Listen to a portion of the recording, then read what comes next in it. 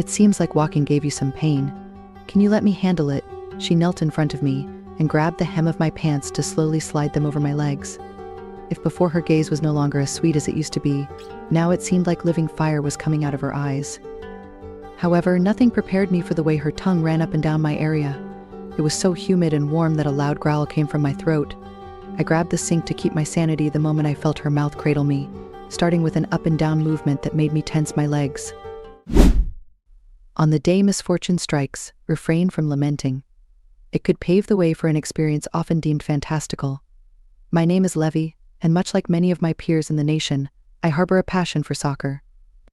Weekends typically find me engaged in matches with friends from the neighborhood, a means of unwinding post-work, with friendly wagers determining who covers the day's meal expenses. Our locale, far from affluent, boasts an asphalt court, prompting us to reserve our games for nocturnal hours to spare our bare feet from scorching. I've long extolled the virtues of our asphalt pitch, finding solace in its smooth surface compared to the itch-inducing grass, which necessitates specialized footwear. Yet it was this very pavement that led to my estrangement from my beloved pastime.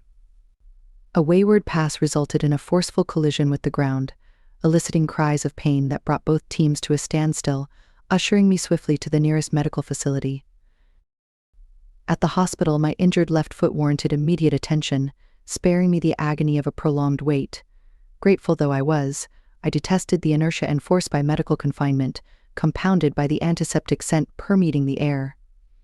However, my restlessness abated upon encountering my assigned nurse, a vision akin to a guardian angel in pristine white attire, her honey-colored eyes and radiant smile a balm to my discomfort. Introducing herself as Lenora, she inquired about my well-being in dulcet tones. "Does it hurt if I touch here?" she asked, examining my leg. I didn't know what to say because for the first time in years I felt speechless in front of someone. I don't know if it was because of her delicate but curvy body visible behind her tight uniform or her brown hair tied up in a neat bun, but it was clear that she had captivated me.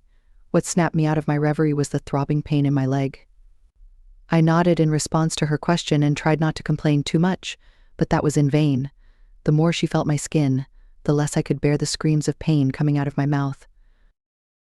"We'll have to better evaluate your injury," she said. "A doctor will come to check you out soon." In the end, she just wrote something down on her board and left my room.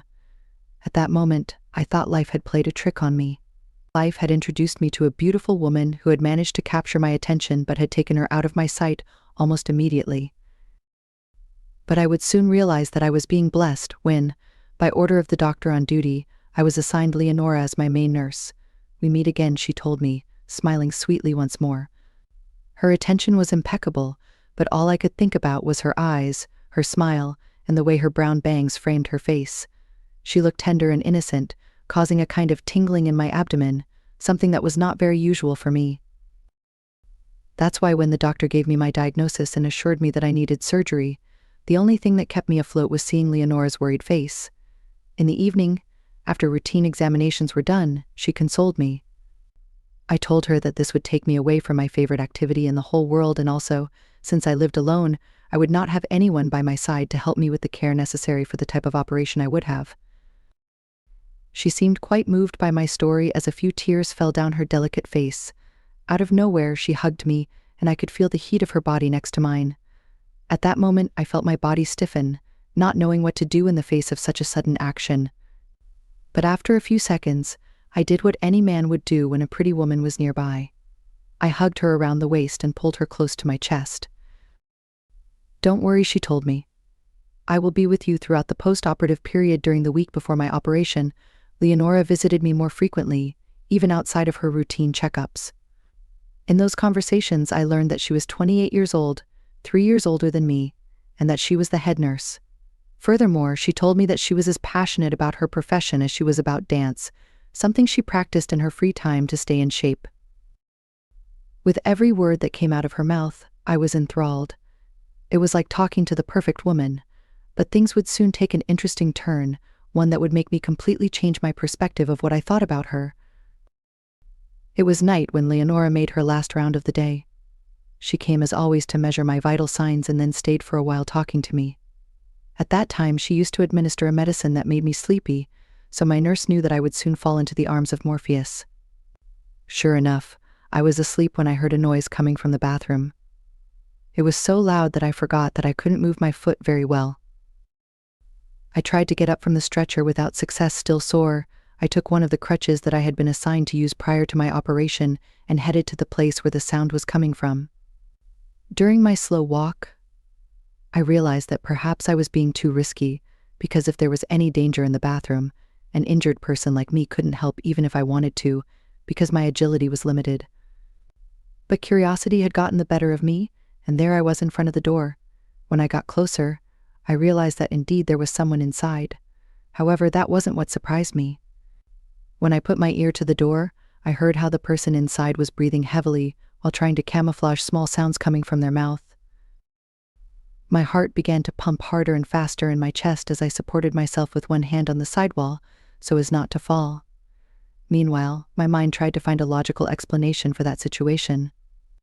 At that moment, I didn't understand who could be doing such an act in the bathroom of one of the patients, especially considering that the last person I had seen before falling asleep had been Lenora. "It can't be," I exclaimed before my mind connected the dots. My body was acting faster than my own head, and before I knew it, I had already opened the door to discover one of the most crazy images I had ever seen in my entire life. Leonora was sitting on the toilet, while the bottom of her uniform was on the floor. Her legs were spread wide as one of her hands was at her entrance, fingering in and out. Her mouth was half open, and her cheeks were dyed a fiery red tone, while her hair swirled around her shoulder. The innocent nurse who had gently attended to me was a willing woman who was giving herself a good time in the bathroom of my room. But all that changed when she saw me enter. Her eyes widened in surprise, and the color on her cheeks became stronger with embarrassment. At that moment, she tried to cover her area and started babbling, but none of it had any effect on me. Without realizing it, my body had reacted to the image of Lenora doing it in the bathroom, making my loose pants slip tight. I groaned when I saw my nurse's eyes land right on the area that was arousing me, showing approval of what she was seeing. That look, which had previously been covered in amazement, now shone with approval. Her mouth faltered, but soon the innocent, sweet smile she had given me in the previous days was now mischievous. "It's not good for you to stand for so long," she said in a whisper, her tone of voice somewhat hoarse and low. Then she stood up and carefully took my hand to make me sit on top of the toilet. At that point, I was a simple sack of bones who didn't know what to do other than let myself go, waiting for the next move that Leonora would make. My leg hurt a little, but nothing compared to the throbbing of my friend below. "It seems like walking gave you some pain. Can you let me handle it?" She knelt in front of me and grabbed the hem of my pants to slowly slide them over my legs. If before her gaze was no longer as sweet as it used to be, now it seemed like living fire was coming out of her eyes. However, nothing prepared me for the way her tongue ran up and down my area. It was so humid and warm that a loud growl came from my throat. I grabbed the sink to keep my sanity the moment I felt her mouth cradle me, starting with an up and down movement that made me tense my legs. The sounds that Leonora made with her own mouth only increased my craziness to the point where I was seconds away from exploding. But she had other plans, and when she took it out of her mouth, I knew it wasn't over. She turned around, giving me a good view, moving it back and forth for several seconds as I tried to hold back even more. Then she leaned over and slowly lowered herself onto me, trying not to put her weight entirely on my body. Being inside Leonora was enough to drive me crazy, so I wasn't prepared for her moves. She leaned in front of her while she turned and dropped faster and faster, jumping on me, which generated a sound so dirty, so forbidden in those four walls of a hospital, that it made me even crazier. I could feel her reaching her release before mine. At the same time, she pulled out of me and onto her knees again. This time she took me in her hands and shook me to help me to free myself, which didn't take long. The jets ended up filling her face as she smiled and stuck out her tongue to clean the ones left from the side of her mouth. That was the last time I saw Leonora. Even after my operation, the other nurses caring for me did their best not to mention her name.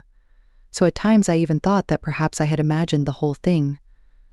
But seeing her name in my medical history made me realize that it had indeed happened. I had done it with a nurse at the hospital, and it was she who had put me up to it. Following a successful operation, I embarked on a 6-month recovery journey, shuttling back and forth to the hospital for regular checkups. While I harbored hopes of encountering my nurse once more, she remained elusive, seemingly vanished from the face of the earth. Nevertheless, I accepted this with gratitude, cherishing the unique bond we shared, kept private out of reverence for her. Throughout my recuperation, friends stood by me, expressing sympathy for my ordeal. Yet I found amusement in their pity, proclaiming my injury as the best thing to happen in ages, earning puzzled looks in return. The disdain I once held for my misfortune waned, replaced by gratitude each time Leonora crossed my mind, thankful for the fleeting but tender care she bestowed upon me. Henceforth, I embraced every setback with gratitude, recognizing them as potential gateways to fulfilling my deepest desires. Would you seize such an opportunity? Feel free to share your thoughts by commenting and liking this video if my tale resonates with you. Thank you kindly, and until next time.